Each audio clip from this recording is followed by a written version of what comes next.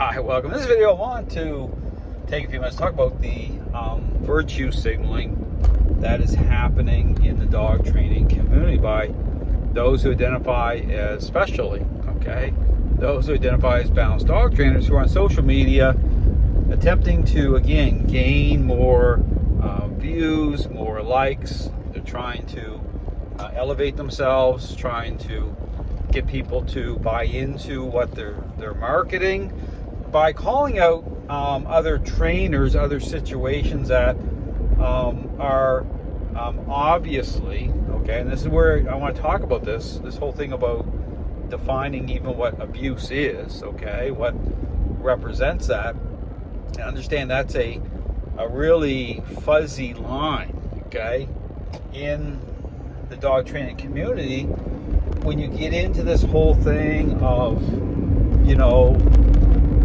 optics, of reconciling the reactions of dogs by way of the relationship, I talk about that being a major issue with these trainers. And I understand there's examples of that problem, of labeling situations as abusive that are not abusive, that don't qualify as abuse. I'm talking about like physical harm, abuse that you can define as such.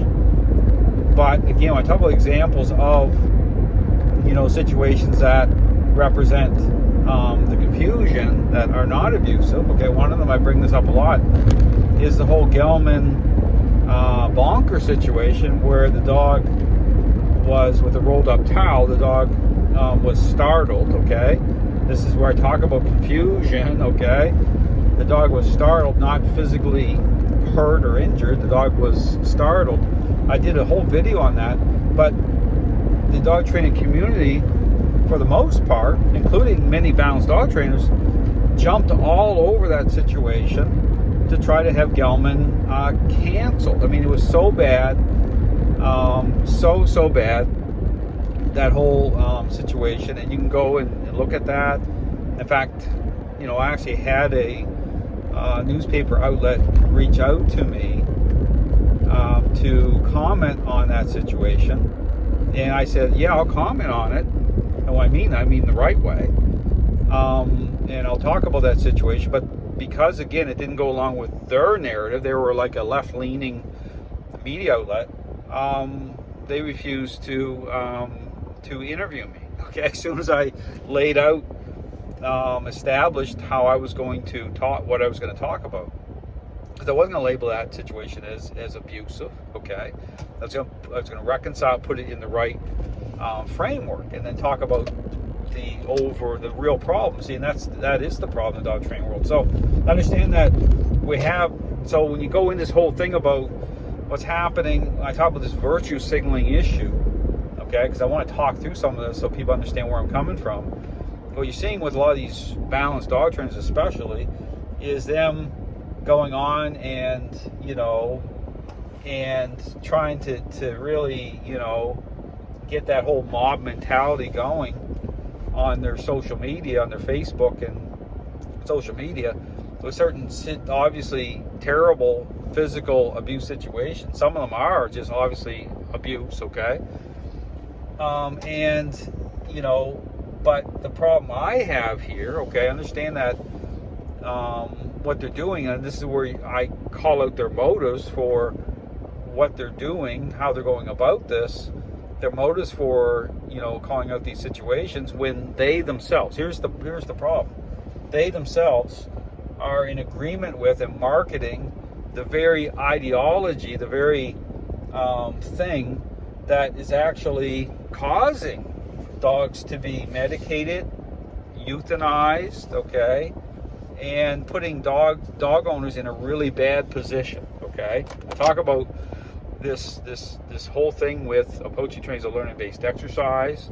I talk about how it sets up a counterfeit picture for many dogs and owners. And so the blame shifting, understand the blame shifting onto these dogs. So it's this type of, I almost call it displaced blame. It'd be like a parent the permissive parent who at a certain point even though they're the ones that are based on their parenting, style and enabling the child, they're like, I don't understand. I don't understand why my child did all these terrible things.